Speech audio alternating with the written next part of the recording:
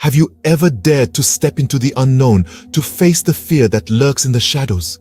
Imagine standing at the edge of an ominous place, far from the comforting hum of civilization.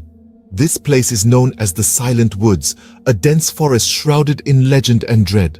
An eerie place where even the bravest souls hesitate to tread, where the chilling winds whisper tales of those who ventured in but never returned. A place where the leaves rustle with untold secrets, and a place where, once you set foot, it's believed that no one will save you.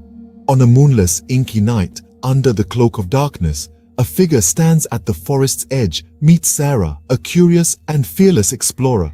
Her heart pounding with a mixture of excitement and fear, she gazes into the impenetrable darkness. Her obsession with the unknown, with that which lies just beyond the reach of understanding, has led her here. She's heard the warnings, the tales of those who've never returned, yet she's chosen to ignore them. In her hand, a lantern flickers, casting dancing shadows that seem to reach out from the silent woods. As Sarah steps into the forest, an unnatural silence descends. The whispering wind falls quiet, the rustling leaves cease their chatter, and even the nocturnal creatures hold their breath. The only sound is the echo of her own footsteps, a stark reminder of her solitude. Driven by her insatiable curiosity, she ventures deeper into the heart of the forest. The trees around her seem to come alive, their gnarled branches reaching out like skeletal hands, as if to grab hold of her.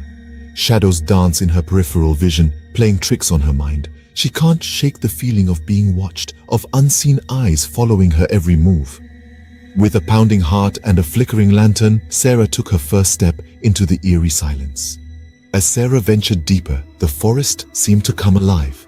A shroud of silence fell over the woods, a silence so profound it was as though the forest itself was holding its breath.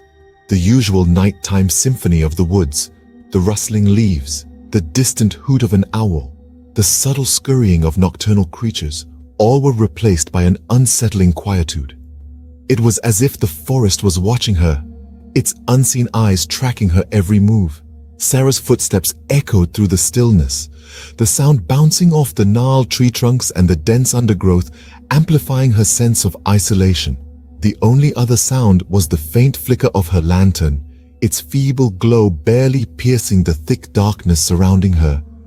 It was as if the forest was swallowing the light, leaving Sarah with a growing sense of unease that prickled at her skin and sent shivers down her spine.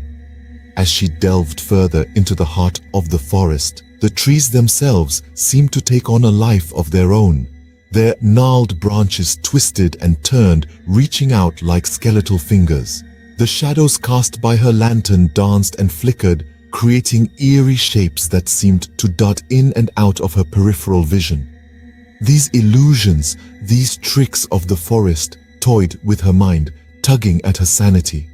Her heart pounded in her chest like a drum, each beat echoing the increasing dread that filled her. The sense of being watched intensified, and she couldn't shake off the feeling that she was not alone in these woods. Each rustle, each whisper of the wind seemed to carry a warning, a sinister murmur that filled her with dread. Sarah tried to retrace her steps, to find her way back to the familiar, but the forest had other plans.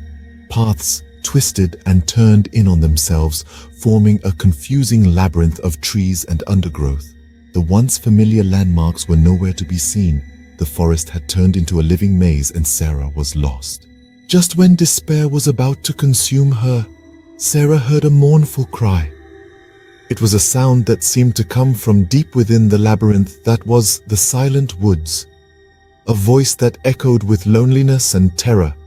It was a call in the darkness, a beacon in her despair, and so Sarah followed it, her heart pounding in her chest, her lantern flickering and sputtering as if in protest. The mournful cry led her to a clearing where a cabin stood. It was old and decrepit, a relic of a bygone era. Its windows were shattered, its door hanging askew. The cabin, like the forest, was a monument to the forgotten, a testament to the unsaved. But it was also a beacon that had drawn her in, a source of the mournful cry that had reached out to her in her despair. With a deep breath, Sarah pushed open the creaking door and stepped into the cabin. The air inside was stale, heavy with the scent of decay and abandonment. The walls were adorned with faded, peeling wallpaper and cobwebs draped every corner. It was a time capsule, a snapshot of a life that had once existed within these walls. And then, her eyes fell on a tattered diary lying in the center of the room. Its pages were yellowed with age, its ink faded but still legible. With trembling hands, Sarah picked up the diary and started to read. The words on the pages painted a chilling picture. The author, another adventurer, had penned a tale of terror and dread. They had written of a malevolent force that dwelled within the heart of the silent woods, a force that fed on the fear and curiosity of those who dared to venture into its domain. It was a force that ensured that once you set foot in the silent woods, no one would save you. The diary held a harrowing tale of a malevolent force that ensured no one would save you. Sarah's heart raced as she realized the truth. The forest around her was not just a collection of trees and undergrowth. It was a living, breathing entity, a malevolent creature that reveled in the fear of those who dared to step foot within its realm. The chilling silence, the shifting paths, the eerie whispers, they were all part of the forest's macabre game. A cold dread washed over her, prickling her skin and sending shivers down her spine. The forest was not just alive, it was watching her, observing her every move with unseen eyes. It was toying with her, playing on her fear and curiosity, drawing her deeper into its labyrinthine heart. She was a pawn in the forest's sinister game, a game she had unwittingly agreed to play the moment she stepped into the silent woods. The forest was a predator, and she was its prey. It had lured her in with the promise of adventure and discovery, and now it had her ensnared in its trap. The forest fed on her fear, thriving on her terror as it twisted itself around her, its gnarled branches reaching out like skeletal fingers, the ground shifting beneath her feet. Her heart pounded in her chest, a frantic beat echoing the terror that filled her. She was not just lost, she was trapped within the depths of the silent woods, with no hope of escape. The forest had her in its grip, and it was not going to let her go. Sarah's breath hitched as the full weight of her predicament descended upon her. She was alone, completely and utterly alone. The townsfolk's warnings echoed in her head, their haunting words a chilling reminder of the reality she now faced. Once you enter the silent woods, no one will save you. Panic clawed at her, consuming her thoughts as she realized the direness of her situation.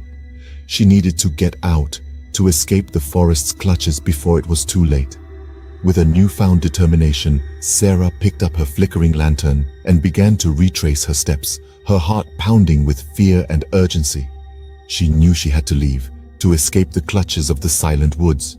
But as Sarah turned to leave, the cabin door slammed shut. A chill ran down her spine as she reached for the handle, her fingers trembling. She pulled and yanked, but it was as if the door had become a part of the wall, refusing to budge. The lantern, her only source of light, flickered wildly, casting dancing shadows that seemed to mock her attempts at escape. Then, with a final sputter, it died, plunging the cabin into an abyss of darkness.